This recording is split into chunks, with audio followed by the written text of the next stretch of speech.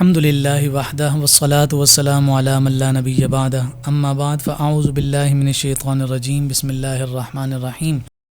محترم اور مکرم سامعین گرامی قدر، السلام علیکم ورحمۃ اللہ وبرکاتہ۔ تدبر قرآن کی ایک اور نشست کے ساتھ آپ کی خدمت میں حاضر ہیں۔ آج انشاءاللہ العزیز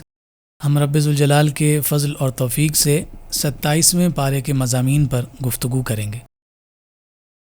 27ویں پارے کی ابتدا سورہ ذاریات کے آخری حصے سے ہوتی ہے، جس میں اللہ رب العزت نے 26ویں پارے کی بالکل اختتام پر یہ بات ذکر فرمائی تھی کہ حضرت ابراہیم خلیل اللہ علی نبینا علیہ الصلاۃ والسلام کے پاس جو فرشتے انسانی شکل میں آئے تھے اور ان کی ضیافت کا انتظام حضرت ابراہیم خلیل اللہ علی نبینا علیہ الصلاۃ والسلام نے فرمایا تھا۔ تو اس واقعے کی تفصیل کچھ 27ویں پارے کے آغاز میں ہے کہ وہ فرشتے حضرت ابراہیم خلیل اللہ علیہ الصلاۃ والسلام سے عرض کرنے لگے اور وہ خوشخبری سنانے لگے جو حضرت اسحاق اور حضرت اسماعیل کی ولادت کے حوالے سے تھی۔ پھر جب حضرت ابراہیم نے ان سے دریافت کیا کہ تم کدھر چلے، تمہارا مشن کیا ہے، تم کہاں جا رہے ہو، مأمور من اللہ تو ہو، تو مجھے اس بات کی خبر دو کہ کس طرف تمہارا رخ ہے۔ تو اس کے جواب میں ان فرشتوں نے کہا تھا کہ ہم مجرموں کی ایک قوم کی طرف بھیجے گئے ہیں تاکہ ان پر مٹی سے پکے ہوئے ہم پتھر برسائیں گے۔ جو آپ کے رب کے نزدیک حد سے تجاوز کرنے والے لوگ ہیں ان پر ہم پتھر برسائیں گے، اور ساتھ فرمایا کہ وہ نشان زدہ ہیں، یعنی گائیڈڈ ہیں، ہمیں جہاں پتھر پھینکنا ہے ہم نے وہیں پھینکنا ہے۔ آج کا سائنس کا دور ہے، ٹیکنالوجی کا دور ہے، اور گائیڈڈ میزائل کی جو ٹیکنالوجی آج روشناس کرائی جا رہی ہے اور انٹروڈیوس ہو رہی ہے، 1400 سال پہلے قرآن مجید فرقان حمید نے اسی کی جانب اشارہ فرما دیا تھا۔ اور یہ جب قوم لوط پر اللہ رب العزت نے یہ عذاب نازل فرمایا تھا تو جس گھر کی نشاندہی کی گئی تھی اسی پر پتھر برسائے گئے اور انہیں تہو بالا کر کے رکھ دیا گیا، اور جو صاحبان ایمان کے اور بطور خاص حضرت لوط علیہ السلام کے گھر تھے وہ تمام محفوظ رہے۔ پھر اللہ رب العزت نے قوم فرعون پر اللہ کا جو عذاب ہے اس کے آنے کے حوالے سے بھی ذکر کیا، قوم سمود کا عبرت انگیز انداز بھی ذکر کیا، وہی سارا تسلسل جو سابقہ ہم اپنی گفتگو میں کرتے آئے ہیں۔ اور اس سورہ مبارکہ کے آخر میں اللہ رب العزت نے آسمان کے بارے میں فرمایا کہ اس کو ہم نے اپنے دست قدرت سے بنایا ہے اور ہم ہر آن اس کو توسیع دینے والے ہیں۔ یہاں ماہرین فلکیات اور سائنسدان جب نئی نئی گلیکسیز کی بات کرتے ہیں، نئی نئی کہکشاؤں کی بات کرتے ہیں، تو آج سائنس اتنے عروج اور ترقی پر پہنچنے کے بعد بھی یہ اقرار کرتے ہیں اور اس بات پر سر تسلیم خم کرتے ہیں کہ ابھی بھی بہت ساری گلیکسیز یعنی کہکشائیں ایسی ہیں کہ جنہیں ابھی ڈسکور ہونا باقی ہے۔ تو اب آپ ایک طرف ان کا یہ اقرار دیکھیں اور دوسری طرف قرآن مجید فرقان حمید کا یہ انداز دیکھیں کہ اللہ رب العزت اس آسمان کو ہر آن نئی نئی وسعتیں عطا فرما رہا ہے۔ تو یہ گویا کہ ایک طرح سے 1400 سال پہلے ہی اعلان کر دیا گیا ہے کہ سائنس نہ جانے جتنی ترقی اور عروج پر چلی جائے وہ کبھی بھی اللہ رب العزت کی قدرت کی انتہاؤں کو نہیں پہنچ سکتی۔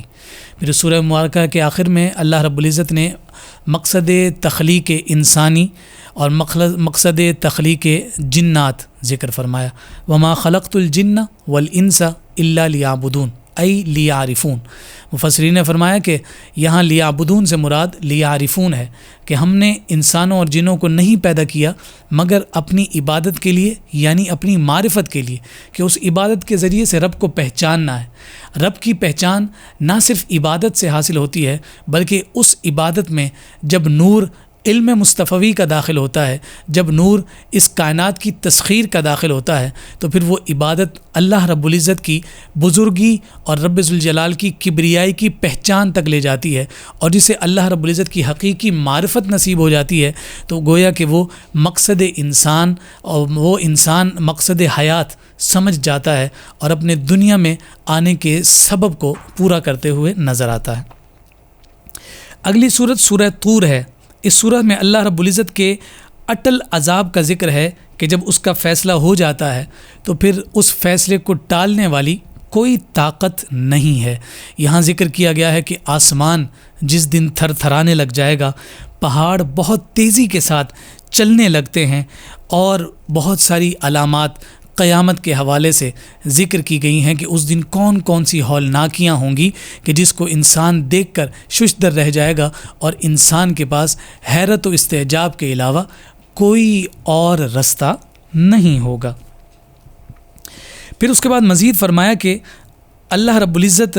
اہل جنت کو جو نعمتیں عطا فرما رہا ہے، ان نعمتوں کا یہاں تذکرہ کیا جا رہا ہے کہ ایسی شراب پلائے گا، یعنی اللہ رب العزت انہیں ایسے مشروب سے نوازے گا کہ جس کے زیر اثر آ کر نہ تو جنتی بےہودگی کریں گے اور نہ ہی کوئی گناہ۔ ہم دیکھتے ہیں کہ یہاں دنیا کی جو شراب ہے، اس شراب کے پینے کے بعد انسان کی عقل جواب دے جاتی ہے، اور وہ اپنے آپ کو گناہوں کے دلدل میں دھنسا لیتا ہے، اور وہ بہت سارے ایسے امور سر انجام دیتا ہے جو رب ذوالجلال کی ناراضگی کا سبب بنتے ہیں۔ لیکن دنیا میں جس نے اللہ کی اطاعت اور فرمانبرداری کی غرض اور نیت سے دنیا کی شراب سے اپنے آپ کو دور رکھا، فرمایا کہ ان کا جو پاکیزہ مشروب جو انہیں جنت میں دیا جائے گا، اس کے اثرات اور اس کے نتائج ایسے نہیں ہوں گے کہ جیسے دنیا کی شراب کے ہوتے ہیں، بلکہ اس کے ذریعے سے انہیں مزید پاکیزگی ملے گی، اور اس شراب کے نتیجہ میں وہ کسی بےہودگی یا گناہ میں مبتلا نہیں ہوں گے۔ فرمایا کہ یہ نتیجہ، یہ انعام اور یہ ثمر ان لوگوں کا ہوگا کہ جنہوں نے اپنی دنیا کی زندگی میں نواحی کے معاملات میں بہت زیادہ احتیاط برتی ہے۔ پھر آگے یہ بیان فرمایا گیا کہ اہل جنت ایک دوسرے سے سوالات بھی کریں گے، اور کہیں گے کہ ہم لوگ اس اخروی زندگی سے قبل اپنے بال بچوں کو آخرت کے عذاب سے ڈرایا کرتے تھے، تو ہم پر اللہ تعالیٰ نے کتنا احسان کیا ہے کہ ہمیں جھلسا دینے والے عذاب سے بچا لیا ہے۔ یہاں جو بطور خاص اولاد اور اہل خانہ کا تذکرہ کیا گیا ہے، یہاں مفسرین نے ذکر کیا کہ صرف اپنے آپ کو آگ سے نہیں بچانا ہے، بلکہ جن کی آپ پر ذمہ داریاں ہیں انہیں بھی اللہ رب العزت کے عذاب سے بچانا آپ پر ہے، اور کل آپ سے ان لوگوں کے بارے میں بھی سوال کیا جائے گا۔ اس لیے فرمایا کہ خود کو اور اپنے اہل خانہ کو جہنم کے عذاب سے دور کرو، اور جہنم کے عذاب سے بچانے کے اسباب پیدا کرو۔ یہاں اسی کی جانب اشارہ کیا کہ ہم دنیا میں اپنے بال بچوں کو بھی نصیحت کرتے رہے، اللہ کے عذاب سے ڈراتے رہے، وہ لوگ بھی بچ گئے اور ہم بھی بچ گئے۔ یہ یقیناً اللہ رب العزت کا ہم پر بہت بڑا احسان ہے، اور اس کا رحم اور اس کا کرم ہے کہ اس نے ہمیں عذاب سے بچا لیا، ایسا عذاب کہ جو جھلسا دینے والا عذاب ہے۔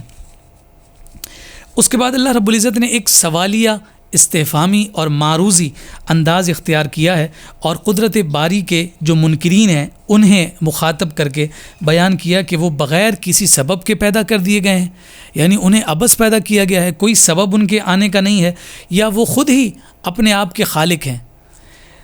کیا آسمانوں اور زمینوں کو انہوں نے پیدا کیا ہے؟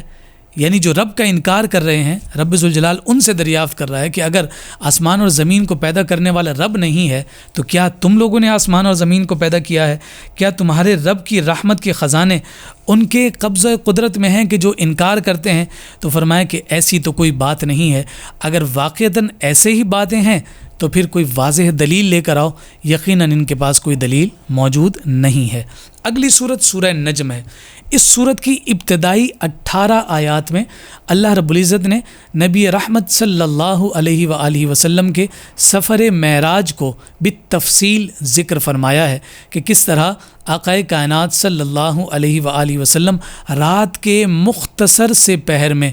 زمین سے آسمانوں کی بلندیوں پر تشریف لے گئے، اور وہاں لامقام اللہ رب العزت کی پاک بارگاہ کے مہمان ہوئے، اور پھر وہاں سے واپسی کا سفر فرمایا، اور کئی مشاہدات اس سفر میں فرمائے، کئی ملاقاتیں ہوئیں، کئی مکالمات ہوئے، اور پھر اس کے بعد جب آقائے کائنات صلی اللہ علیہ وسلم واپس تشریف لائے ہیں تو اس وقت اتنا عرصہ گزرنے کے بعد بھی زمین پر ایک لمحہ تک نہ گزرا تھا۔ تو فرمایا کہ یہ پورا واقعہ جو بنی اسرائیل میں اشارتاً ذکر ہوا تھا، یہاں بھی تفصیل ذکر ہوا کہ جہاں آقائے کائنات صلی اللہ علیہ وآلہ وسلم نے بلا حجاب اپنے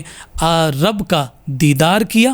اور پھر رب ذوالجلال نے اپنے محبوب سے جو باتیں کیں سو باتیں کیں۔ فرمایا فَأَوْحَى إِلَىٰ عَبْدِهِ مَا أَوْحَى، یہ ان راز کی باتوں کی جانب اشارہ ہے جو رب ذوالجلال نے اس سفر معراج میں اپنے محبوب جناب محمد مصطفیٰ صلی اللہ علیہ وآلہ وسلم کو عطا فرمائیں۔ یہاں بہت اچھا اسلوب اس سفر معراج کے حوالے سے رب ذوالجلال نے ذکر فرمایا ہے، مگر اختصار کے ساتھ اگر ہم بات کو آگے بڑھائیں تو ایک طرف ہمیں جناب موسیٰ کلیم اللہ بھی نظر آتے ہیں کہ جنہوں نے رب ذوالجلال کی بارگاہ میں عرض کی تھی ربی ارینی انظر الیک، باری تعالیٰ مجھے اپنا آپ دکھا، میں تجھے دیکھنا چاہتا ہوں۔ رب ذوالجلال نے فرمایا تھا لن ترانی، لیکن جب وہ اصرار بڑھا تھا اور 9 دفعہ کی عرضی کے بعد جب اللہ رب العزت نے ان کی اس عرضی کو قبول کیا تو پھر اپنی صفاتی تجلی کا کروڑواں حصہ جب اس جبل پر اس پہاڑ پر ڈالا تھا تو جناب موسیٰ علیہ السلام اللہ رب العزت کی اس صفاتی تجلی کا پرتو کو بھی برداشت نہ کر سکے تھے اور وہاں بے ہوش ہو گئے تھے۔ مگر یہاں فرمایا ما زاغ البصر وما طغى، محبوب یہ آپ کسی صفاتی تجلی کو نہیں دیکھ رہے بلکہ رب ذوالجلال کا بلا حجاب دیدار فرما رہے ہیں، ذات باری تعالیٰ سامنے ہے، اور فرمایا کہ محبوب کی آنکھوں کا عالم یہ تھا کہ وہ نہ جھپک رہی ہیں اور نہ ہی کسی طرح گمراہ ہو رہی ہیں بلکہ بلا حجاب اپنے رب ذوالجلال کا دیدار فرما رہی ہیں۔ یہ شان مصطفیٰ کریم صلی اللہ علیہ وآلہ وسلم ہے جس کا سمجھنا کسی انسان کے بس میں نہیں ہے۔ اللہ رب العزت ہمیں مقام مصطفیٰ کریم صلی اللہ علیہ وآلہ وسلم سمجھنے کی توفیقات عطا فرمائے۔ پھر اس سورہ مبارکہ کے آخر میں اللہ رب العزت نے انسانی زندگی کے ضابطے کو بیان کیا ہے کہ انسان کی محنت اور کوشش ہی اس کی زندگی پر اثر انداز ہوتی ہے، اور ساتھ فرمایا کہ ہر شخص اپنے کیے دھرے کا ذمہ دار ہے۔ اللہ تزر وازرۃ وزر اخری، کوئی دوسرے آ کر بوجھ نہیں اٹھائے گا۔ جو نقصان کیا ہے اس کا بوجھ خود اٹھانا ہے، جو گناہ کیا ہے اس کا عذاب خود برداشت کرنا ہے۔ فرمایا کہ وہ اپنے کیے دھرے کا خود ذمہ دار ہے۔ اور پھر اس کے بعد اللہ رب العزت نے آخری آیات میں سابقہ ماضیہ جو ہیں، جو ماضیہ گزری ہیں، جو سابقہ امتیں گزری ہیں، ان کے احوال کو اختصار کے ساتھ ذکر کرتے ہوئے فرمایا کہ وسائل سے محرومی یا معیشت کی تنگی کے سبب سے قوموں کی تباہی نہیں ہوا کرتی، بلکہ ان کی حقیقی جو تباہی ہے وہ ایمان سے محرومی اور عملی بے راہ روی اور اخلاقی انحطاط کے سبب سے ہوا کرتی ہے۔ یہی بڑے عوامل ہیں کہ جو انہیں ذلت و رسوائی کے گھٹا ٹوپ اندھیرے میں ڈال دیتے ہیں۔ اس کے بعد سورہ قمر ہے۔ اس سورہ قمر کے شروع میں ہی اللہ رب العزت نے فرمایا اقتربت الساعۃ وانشق القمر، کہ قیامت قریب آ گئی اور چاند 2 ٹکڑے ہو گیا۔ اس آیت مبارکہ کے ذریعے سے حضور نبی رحمت صلی اللہ علیہ وآلہ وسلم کے شق قمر کی جانب اشارہ کیا گیا ہے۔ یہاں ہمارے علماء نے لکھا ہے کہ جو علامات قیامت ذکر کی گئی ہیں ان میں سے ایک علامت یہ بھی ہے کہ چاند 2 ٹکڑے ہوگا، اور یہ واقعہ حضور علیہ الصلوۃ والسلام کی حیات مبارکہ میں ہو چکا، اور قرآن کہہ رہا ہے اقتربت الساعہ، کہ قیامت قریب آ گئی۔ 1400 سال کا عرصہ گزر گیا ہے، اس وقت قرآن نے کہا تھا کہ قیامت قریب آ گئی ہے۔ تو اب بتائیے کہ 1400 سال عرصہ گزرنے کے بعد اب قیامت ہم سے کتنا زیادہ قریب ہو گئی ہے۔ ہمیں اس پر سوچ اور فکر کرنی چاہیے کہ قیامت بالکل ہمارے سر پر کھڑی ہے، لیکن افسوس کہ اس کے لیے ہماری کوئی تیاری نہیں ہے۔ اللہ رب العزت ہمیں فکر آخرت عطا فرمائے۔ چاند کے 2 ٹکڑے کرنا حضور علیہ الصلوۃ والسلام کے اختصاص میں سے ہے، اور آقائے کائنات صلی اللہ علیہ وسلم کے بڑے معجزات میں سے ایک معجزہ ہے کہ حضور نے محض انگلی کا اشارہ فرمایا ہے اور چاند 2 ٹکڑے ہو گیا ہے۔ یہ مطالبہ تھا ان کفار مکہ اور مشرکین مکہ کا کہ اگر چاند 2 ٹکڑے ہو جائیں تو ہم آپ پر ایمان لے آئیں گے، چونکہ وہ مصطفیٰ کو جادوگر کہتے تھے، اور ان کا زوم یہ تھا اور ان کا خیال یہ تھا کہ جناب آسمان پر جادو نہیں چلتا ہے۔ اس لیے حضور علیہ الصلوۃ والسلام سے یہ معجزہ کا اظہار کے لیے انہوں نے مطالبہ کیا۔ جب آقائے کائنات صلی اللہ علیہ وسلم نے یہ عمل بھی کر دیا تو تب بھی وہ ایمان لانے سے انکاری ہوئے۔ تو یہاں اللہ رب العزت نے فرمایا کہ یہ لوگ ہٹ دھرم ہیں، ان کو کوئی معجزہ دکھانے پر بھی یہ ایمان نہیں لائیں گے، جب کہ وہ خود اپنی آنکھوں سے دیکھ رہے ہیں کہ چاند 2 ٹکڑے ہوا ہے، ایک کوہ ہرا کے دائیں جانب اور دوسرا بائیں جانب چلا گیا۔ یہاں پھر رب ذوالجلال نے بیان فرمایا کہ یہ واقعہ صداقت پر مبنی ہے، چاند 2 ٹکڑے ہوا ہے، علامات قیامت میں سے ہے، سمجھنا چاہیے کہ قیامت جو ہے وہ بہت ہی زیادہ قریب ہے۔ اس سورہ مبارکہ میں اللہ رب العزت نے 4 دفعہ ایک اعلان فرمایا وَلَقَدْ يَسَّرْنَا الْقُرْآنَ لِلذِّكْرِ فَهَلْ مِن مُدَّكِرٍ، کہ ہم نے اس قرآن کو آسان کر دیا ہے سمجھنے کے لیے، سیکھنے کے لیے اور اس کے فہم کے لیے۔ فَهَلْ مِن مُدَّكِرٍ، پس کون ہے جو اسے اپنے سینوں میں بسائے، کون ہے جو اس سے اکتساب فیض کرے، کون ہے جو اسے حفظ کرے، کون ہے جو اسے سمجھے۔ یہ مفہومی بات میں نے آپ کے سامنے عرض کی، اور 4 مرتبہ اللہ رب العزت نے اس سورہ مبارکہ میں یہ بات بیان فرمائی ہے۔ تو اس کا مطلب ہمارے مفسرین نے ذکر فرمایا ہے کہ اسے پڑھنا، اسے حفظ کرنا، اس سے نصیحت حاصل کرنا اور اس پر عمل کرنا اللہ رب العزت نے آسان فرمایا ہے۔ کوئی یہ نہیں کہہ سکتا کہ اس کی تعلیمات پر عمل ناممکن ہے، کوئی یہ بھی نہیں کہہ سکتا کہ اس کے حروف کو یاد کرنا مشکل ہے، بلکہ رب ذوالجلال نے فرما دیا کہ ہم نے تو آسان کر دیا ہے، اب تم میں سے کون ہے جو اس سعادت کو اپنا مقدر اور نصیب بناتا ہے۔ اللہ رب العزت ہمارا نصیب فرمائے کہ ہم اس قرآن کی تعلیمات کو جو سمجھنے کے لیے ہمارے لیے آسان کر دی گئی ہیں، رب ذوالجلال ان تعلیمات کے نور سے ہمارے قلب و ذہن کو روشن اور منور فرمائے۔ پھر اس سورہ مبارکہ میں قوم عاد، سمود، قوم لوط و قوم فرعون کی طاقت اور قوت، ان کے ہنر، ان کی ٹیکنالوجی، ان کے مستحکم معیشت اور مضبوط سیاسی نظام کے نمائندگی کو ذکر فرمایا گیا ہے، اور آخر میں اللہ رب العزت اہل تقوی کے مقام کو ذکر کرتے ہوئے فرماتا ہے کہ بے شک پرہیزگار لوگ جنت اور نہروں میں ہوں گے، اپنے حقیقی گھروں میں مقتدر بادشاہ کے پاس ہوں گے۔ اللہ رب العزت ہم سب کو جنت کا حقدار فرمائے۔ اگلی سورت سورہ رحمان ہے۔ سورہ رحمان کے بارے میں حضرت علی المرتضیٰ رضی اللہ تعالیٰ عنہ سے ایک روایت ہے، فرمایا کہ ہر چیز کی ایک دلہن ہوتی ہے اور قرآن کی دلہن سورہ رحمان ہے۔ جس مسجع مقفع انداز میں اس سورہ مبارکہ میں اللہ رب العزت نے ان آیات کا ربط بیان فرمایا ہے، اس سبب سے اس خوبصورتی کی بنیاد پر اس سورہ مبارکہ کو قرآن کی دلہن کہا جاتا ہے۔ کفار و مشرکین کے الزامات کا جواب پہلی آیات میں دیا گیا ہے کہ جب وہ کہا کرتے تھے کہ یہ جو قرآن کی باتیں ہیں یہ مصطفیٰ کریم صلی اللہ علیہ وسلم کو کوئی شخص خفیہ طور پر آ کر سکھا کر جاتا ہے اور پھر یہ ہم سے بیان کرتے ہیں۔ اللہ رب العزت نے فرمایا الرحمن علم القرآن خلق الانسان علمہ البیان، کہ رحمان نے اپنے بندے کو قرآن سکھایا، انسان کو اس نے تخلیق کیا، یعنی نبی رحمت صلی اللہ علیہ وآلہ وسلم کو پیدا فرمایا اور انہیں ما کان و ما یکون کا علم عطا فرمایا۔ جو ہو چکا ہے، جو ہوگا، حضور جانتے ہیں تیری عطا سے خدایا، حضور جانتے ہیں ما کان و ما یکون کا علم اللہ رب العزت نے براہ راست نبی رحمت صلی اللہ علیہ وآلہ وسلم کو عطا فرمایا ہے۔ اس سورہ مبارکہ میں اللہ رب العزت نے 31 دفعہ ایک آیت مبارکہ کی تکرار فرمائی ہے، فَبِأَيِّ آلَاءِ رَبِّكُمَا تُكَذِّبَانِ، کہ پھر تم اپنے رب کی کون کون سی نعمتوں کو جھٹلاؤ گے۔ یعنی ایک نعمت کا رب ذوالجلال تذکرہ فرماتا ہے، پھر یہی سوال کرتا ہے، پھر ایک نعمت کا تذکرہ فرماتا ہے، پھر یہی سوال کرتا ہے۔ 31 مقام پر اللہ رب العزت نے یہی کلمات دہرائے ہیں کہ پھر تم اپنے رب کی کون کون سی نعمتوں کو جھٹلاؤ گے۔ یہاں مفسرین نے ذکر فرمایا کہ ہر صاحب ایمان اور اللہ رب العزت کا خوف اور خشیت رکھنے والا اور رب کا شکر گزار بندہ ہر آیت کے جواب میں سر جھکاتے ہوئے کہتا ہے کہ جھٹلانے کی طاقت اور قوت ہم میں نہیں ہے باری تعالیٰ، یقیناً یہ سارے انعام اور یہ سارے اکرام تیری ہی جانب سے ہیں۔ اگلی سورت سورہ واقعہ ہے۔ سورہ واقعہ میں اللہ رب العزت نے جس مرکزی مضمون کو ذکر فرمایا ہے وہ بعث بعد الموت ہے، اور قیامت کے بارے میں فرمایا کہ یہ ایک ایسی حقیقت ہے کہ جسے کسی طور پر بھی جھٹلانا ممکن نہیں ہے، اس سے صرف نظر نہیں کیا جا سکتا، اسے بھلایا نہیں جا سکتا۔ ہاں، وقتی طور پر انسان اگر غافل ہو کر بھول بھی جائے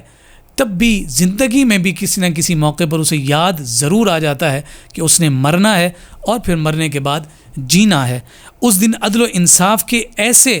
فیصلے ہوں گے کہ جس کے نتیجہ میں بعض لوگ اعزاز و اکرام کے مستحق قرار پائیں گے اور بعض لوگ ذلت و رسوائی کا شکار ہو جائیں گے۔ اس وجہ سے یہاں فرمایا کہ اس عظیم دن میں جو عدل و انصاف ہوگا، پھر اس عدل و انصاف کے نتیجہ میں ہر ظالم اپنے ظلم کا مزہ بھی چکھے گا اور ہر مظلوم ظالم کے ظلم کا نتیجہ پاتے ہوئے اجر اور ثواب بھی پائے گا کہ اس نے اس ظلم کو برداشت کیا مگر اس پر صبر کرتا رہا، اللہ رب العزت کی بارگاہ سے اس کا اجر پائے گا۔ یہاں نیکی اور بدی کے حوالے سے اللہ رب العزت نے 3 جماعتوں کا تذکرہ فرمایا ہے کہ قیامت کے دن 3 جماعتوں میں ان لوگوں کو تقسیم کیا جائے گا۔ نمبر 1 اصحاب میمنہ یعنی اہل سعادت و خیر، السابقون المقربون یہ وہ لوگ ہوں گے کہ جو نیکی میں سب پر سبقت لے جانے والے ہوں گے، اور اصحاب المشأمہ یہ وہ بد نصیب لوگ ہوں گے کہ جن کا مقدر اہل جہنم بنایا جائے گا۔ اور پھر اللہ رب العزت نے ان تینوں کو ذکر کرنے کے بعد یعنی اصحاب میمنہ، اصحاب مشأمہ اور السابقون المقربون کہ جو سب سے زیادہ سبقت لے جانے والے ہیں، یعنی ان کی بلندیوں کو، ان کے ثواب کو، ان کے اجر و ثواب کو اور ان کے اعزازات کو کوئی بھی اس دن نہیں پہنچ سکے گا۔ پھر اللہ رب العزت نے ایک دفعہ پھر جنت کی ان پرکشش نعمتوں کا تذکرہ فرمایا ہے۔ یہ بات میں پہلے بھی عرض کر چکا ہوں کہ قرآن کا یہ دستور اور اسلوب ہے کہ ترغیب اور ترہیب دونوں چیزوں کو ساتھ رکھتا ہے، جزا کے ساتھ ساتھ سزا کو بھی ذکر فرماتا ہے۔ یہاں جہاں سزا بیان ہو رہی ہے وہیں جزا بھی ذکر کی جا رہی ہے کہ وہ لوگ جنت کی پرکشش نعمتوں میں پرسکون ہوں گے، انہیں کسی قسم کا کوئی خوف نہیں ہوگا، وہ ایک دوسرے کے بالمقابل تکیوں سے ٹیک لگا کر بالکل آرام اور آسائش کے ساتھ مرصع تختوں پر بیٹھے ہوں گے، اور انہیں شراب طہور پیش کیا جائے گا، اور وہ اس شراب کے ذریعے سے اللہ رب العزت کی مزید کبریائی کو ماننے والے بنیں گے، اور وہ شراب ان کی عقل پر اثر انداز ہونے والی نہیں ہوگی۔ ہاں اس کا کیف ایسا ہوگا کہ وہ کیف اور وہ سرور انہیں مزید تقویت اور قوت عطا کر رہا ہوگا۔ اس کے بعد اصحاب یمین کے لیے یعنی جن کے سیدھے ہاتھ میں نامہ اعمال دیا جائے گا، ان کے بارے میں فرمایا کہ ان کو جو مزید نعمتیں ذکر دی جائیں گی ان کا تذکرہ کرنے کے بعد اصحاب شمال جنہیں بائیں ہاتھ میں نامہ اعمال تھمایا جائے گا، ان کی سزا کے بارے میں فرمایا کہ ان کی خوراک جو ہے وہ زقوم کا وہ درخت ہوگا، تھوہڑ کا جو درخت ہے اس کے بارے میں فرمایا کہ وہ درخت اور اس کا پھل جو ہے انتہائی کڑوا ہوتا ہے، جب وہ کھائیں گے تو اس کے ذریعے سے ان کی آنتیں کٹ جائیں گی، پھر اس کے بعد انہیں جب پیاس لگے گی تو فرمایا کہ کھولتا ہوا پانی انہیں پلایا جائے گا، اور فرمایا کہ قیامت کے دن ان کے استقبال کے لیے یہی چیزیں ہیں اور یہی اشیاء ان کی میزبانی کر رہی ہوں گی۔ اور ان لوگوں کے جہنم میں جانے کا جو سبب یہاں بیان کیا گیا وہ فرمایا کہ یہ بڑے گناہوں پر اصرار کیا کرتے تھے اور کہا کرتے تھے کہ جب ہم مر جائیں گے ہماری زمین مٹی جو ہے زمین کی وہ ہماری ہڈیوں کو، ہمارے گوشت کو کھا جائے گی، پھر اس کے بعد ہم کیسے زندہ کیے جائیں گے؟ کیا ہمارے آباء و اجداد کو بھی اٹھایا جائے گا؟ اس طرح کے عجیب و غریب قسم کے سوالات پیدا کرتے تھے۔ تو یہاں فرمایا کہ یہ ان کے سوالات ان کے گناہوں پر اصرار کرنے پر دلالت کرتے تھے۔ فرمایا کہ ان کے اس سبب کی وجہ سے وہ زقوم جو ہے ان کی غذا بنے گا، اور کھولتا ہوا پانی ان کی پیاس بجھانے کے لیے ہوگا کہ جب وہ اسے پئیں گے تو ان کی پیاس مزید بڑھ جائے گی۔ اس کے بعد اللہ رب العزت نے قرآن اس سورہ واقعہ کے آخر میں یہ بات ایک دفعہ پھر ذکر فرمائی ہے کہ جس کی جانب قرآن مجید فرقان حمید میں بے شمار مقامات پر کاشتکاری کے حوالے سے، زمین سے نکلنے والے کھیت اور غذا اور اناج کے حوالے سے ذکر کیا ہے۔ یہاں ایک دفعہ پھر بیان کیا ہے کہ جو کچھ تم کاشت کرتے ہو اس کو در حقیقت تم اگاتے ہو یا ہم اگانے والے ہیں؟ اس کا سوال کیا گیا ہے۔ اگر ہم چاہیں تو اسے چورا چورا کر کے رکھ دیں، یعنی تم ساری محنت کرو لیکن اس محنت پر تم گھمنڈ کرو گے، تو فرمایا کہ ہم اس پر قدرت رکھتے ہیں کہ اس کو چورا چورا کر دیں، تمہارے کسی کام کے آنے والا نہیں۔ تمہارے پینے کا پانی بادلوں سے کون نازل کرتا ہے؟ کیا تم اتارتے ہو یا ہم اتارتے ہیں؟ اگر ہم اس پانی کو نمکین اور کڑوا بنا دیں تو تم کیا کر سکتے ہو؟ کیا تم اس پر شکر نہیں کرتے ہو کہ ہم نے اسے میٹھا بنا کر تمہارے پینے کے لیے مقدر کیا ہے؟ یہ ایک سوالیہ استفہامی انداز، اور پھر اس کے بعد خود ہی رب ذوالجلال نے جوابات دے کر ایک دعوت فکر دی ہے، اور اس فکر کے ذریعے سے نصیحت اختیار کرنے کا حکم ارشاد فرمایا ہے۔ اور پھر اس سورہ مبارکہ کے آخر میں قرآن مجید فرقان حمید کی ایک شان کو ذکر کیا گیا ہے، لا یمسہ الا المطہرون، کہ اسے سوائے پاک لوگوں کے کوئی نہیں چھوتا ہے۔ اس آیت مبارکہ سے یہ استدلال ہے اور یہ مسئلہ ذکر کیا جاتا ہے کہ قرآن مجید فرقان حمید کو بغیر وضو کے نہیں چھوا جا سکتا، بغیر وضو قرآن کو چھونا حرام قرار دیا گیا ہے، اور فرمایا کہ اللہ رب العزت تمام چیزوں کو پیدا کرنے والا ہے، اور تمہیں چاہیے کہ اس عظیم رب کی تسبیح کو صبح و شام بیان کرتے رہو۔ اس کے بعد اگلی صورت سورہ حدید ہے۔ حدید جو ہے لوہے کو اور اسٹیل کو کہتے ہیں، اور اس کا منافع اور فوائد ہر دور میں مسلم رہے ہیں،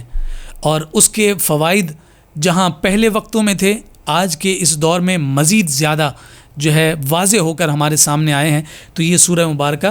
اسی اعتبار سے ہمیں پیغام دے رہی ہے کہ یہ جو حدید ہے، یہ جو اسٹیل ہے، ہر دور میں جیسے تمہارے لیے ضرورت رہی ہے، اسی طرح سے اللہ رب العزت کی کبریائی پر ایمان لانا بھی ہر دور میں تمہارے لیے لازم اور ضروری ہے۔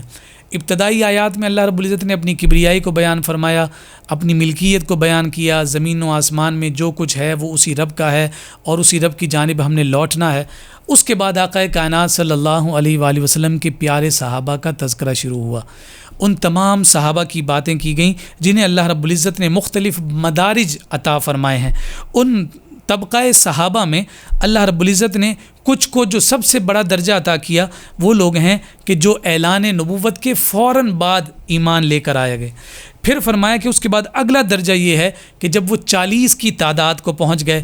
پھر اس کے بعد اگلا درجہ یہ ہے کہ جب وہ مصطفیٰ کریم صلی اللہ علیہ وسلم کے حکم پر اپنا گھر بار چھوڑ کر ہجرت کر کے مدینہ آ گئے، اس کے بعد اگلا درجہ یہ ہے کہ وہ لوگ کہ جو آقا کائنات صلی اللہ علیہ وسلم پر جان نچھاور کرنے کے لیے غزوہ بدر میں مصطفیٰ کریم صلی اللہ علیہ وآلہ وسلم کے ساتھ بے سر و سامانی کے عالم میں چل پڑے۔ پھر اس کے بعد اللہ رب العزت نے ان تمام کے بارے میں اور بطور خاص اہل بدر کے بارے میں جو خصوصی مغفرت کا اعلان فرمایا، اس کا ذکر کیا۔ پھر اس کے بعد اگلا درجہ صلح حدیبیہ کے ان لوگوں کا ہے، ان مسلمانوں کا ہے جو مصطفیٰ کریم صلی اللہ علیہ وسلم کے حکم پر صلح حدیبیہ پر اپنے آپ کو سر تسلیم خم کرتے ہوئے نظر آئے۔ پھر اگلا درجہ فتح مکہ کا ذکر کیا گیا۔ ان تمام مدارج کو ذکر کرنے کے بعد اللہ رب العزت نے ایک ضابطہ بیان فرما دیا جو قیامت تک کے مسلمانوں کے لیے اس پر ایمان لانا، اس پر یقین رکھنا ازحد ضروری ہے، ورنہ وہ گمراہی اور بدعقیدی کے اس اندھیرے میں دھنسا دیا جائے گا کہ جس سے نکلنا اس کے لیے ممکن نہیں ہوگا۔ فرمایا وَكُلًّا وَعَدَ اللَّهُ الْحُسْنَى، ہر وہ صحابی کہ جسے مصطفیٰ کی زیارت کی سعادت ایمان کی حالت میں نصیب ہو گئی اور پھر وہ ایمان کو سلامت لے کر اس دنیا سے چلا گیا، دنیا جہاں کے غوث قطب ابدال مل کر بھی ایک ادنا صحابی کی گرد راہ کو نہیں پہنچ سکتے، ان کا مقام اور مرتبہ یہ ہے۔ فرمایا وَكُلًّا وَعَدَ اللَّهُ الْحُسْنَى، اللہ رب العزت نے ان تمام سے بہترین وعدہ فرما دیا ہے اور بھلائی کا وعدہ فرما دیا۔ یہاں مفسرین نے فرمایا کہ وہ جو وعدہ فرمایا ہے وہ جنت کا وعدہ ہے کہ تمام صحابہ مصطفیٰ کریم صلی اللہ علیہ وسلم کی زیارت کے صدقے اور طفیل جنت کے حقدار ٹھہرا دیے گئے ہیں۔ اس وجہ سے ہر صحابی کا ادب اور احترام ہمارے لیے لازم اور ضروری ہے۔ کسی بھی صحابی کے بارے میں کوئی بھی ناقص رائے رکھنا یا ان کے بارے میں برا خیال ذہن میں پیدا کرنا ہمارے ایمان، ہمارے ایقان اور یوں سمجھیے کہ ہماری آخرت کی بربادی کا ذریعہ اور سبب ہو سکتی ہے۔ اس حوالے سے ہمیں بہت زیادہ احتیاط کی ضرورت ہے کہ مصطفیٰ کے ان پیارے غلاموں کو اپنے قلب و جان کی راحت اور سکون کا ہم ذریعہ اور سبب گردانیں۔ پھر رب ذوالجلال نے میدان حشر میں جو مومنین اور مومنات کی امتیازی شان ہوگی اس کے بارے میں فرمایا کہ ان کا نور ان کے سامنے اور ان کے دائیں جانب ذو فشاں ہوگا اور انہیں جنت کی بشارت دی جائے گی۔ پھر منافقین کی مرد و عورت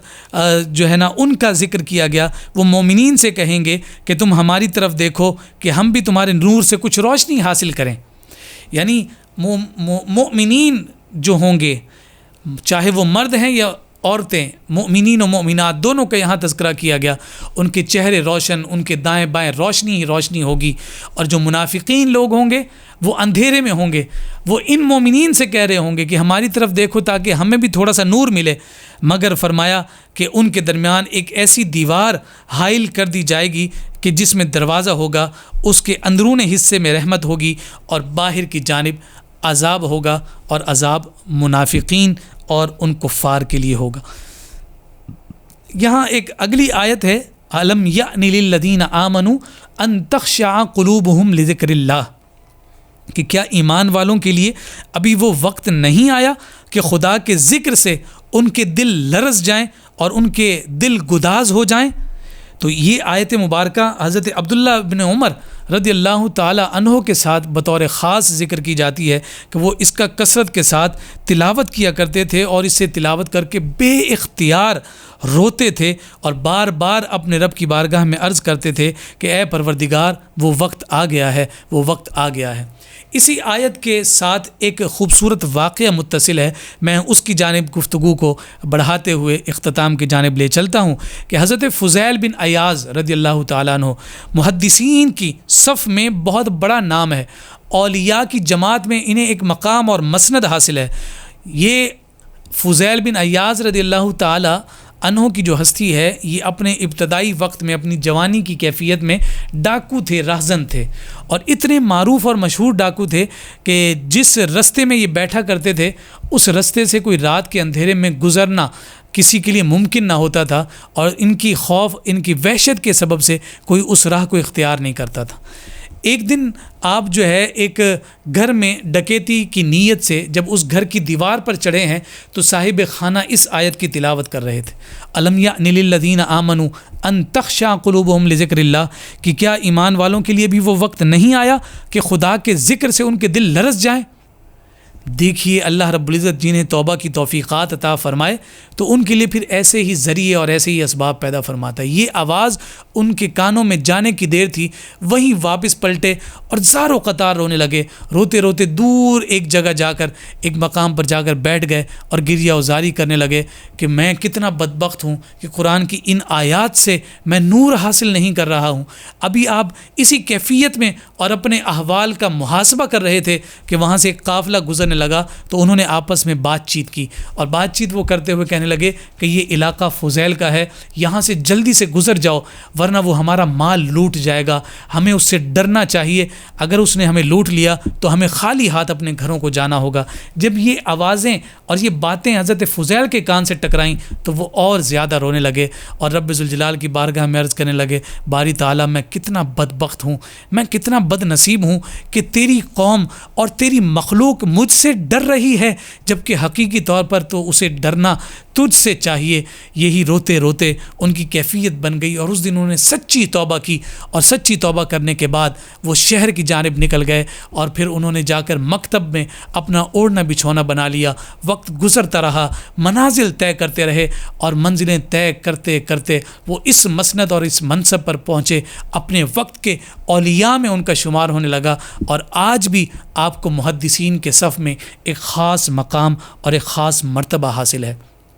پھر اللہ رب العزت نے اس سورہ مبارکہ کے آخر میں جو حدید کا تذکرہ فرمایا ہے، جو لوہے کا ذکر فرمایا ہے، فرمایا کہ بھرپور انسانی منافع لیے ہوئے یہ حدید ہر دور میں اہمیت کا حامل رہا ہے، اور یہ طاقت اور قوت جو حدید میں رکھی گئی ہے یہ رب ذوالجلال کے دین کی حمایت اور اس کے دفاع کے لیے استعمال ہونی چاہیے۔ اسی لوہے سے تلواریں بنتی ہیں، اسی لوہے سے ڈھالیں بنتی ہیں، اسی لوہے سے زرہیں بنتی ہیں، اور یہ تمام سامان حرب اللہ رب العزت کے دین کی مدد اور نصرت کے لیے استعمال ہوتے ہیں۔ اب آپ اندازہ لگائیے کہ یہ سورہ حدید جو 1450 سال پہلے نازل ہوئی، اس وقت بھی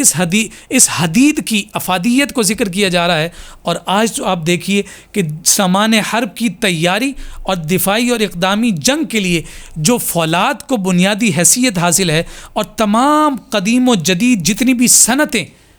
جنگ کے سامان حرب کے لیے یعنی ضرورت کی ہوتی ہیں، اس کی اساس اور بنیاد اسی لوہا پر، اسی اسٹیل پر اور اسی حدید پر ہوتی ہے۔ تو اس سورہ مبارکہ کو اللہ رب العزت نے اس ضمن میں بھی ذکر فرمایا ہے۔ پھر سلسلہ انبیاء کا مختصر تذکرہ کرتے ہوئے اس سورہ مبارکہ کا اختتام ہے۔ یہاں رب ذوالجلال نے ایک دفعہ پھر حضرت آدم ثانی جناب نوح علیہ السلام، امام الانبیاء حضرت ابراہیم علیہ السلام کا حوالہ دیا، اور ان کی دعاؤں کی باتیں کی ہیں کہ جو دعائیں وہ اپنے رب کی بارگاہ میں اپنے لیے اور اپنی ذریت کے لیے کرتے رہے ہیں۔ اللہ رب العزت ہم سب پر اپنا لطف و کرم فرمائے، ہمیں دین متین کی تعلیمات کے نتیجہ میں اور دین متین کی مقدس تعلیمات کے ذریعے سے اپنی دنیا کو بھی سنوارنے کی توفیق عطا فرمائے، اور آخرت کی کامیابی ہم سب کا مقدر اور مقسوم فرمائے۔ وما علینا الا البلاغ المبین۔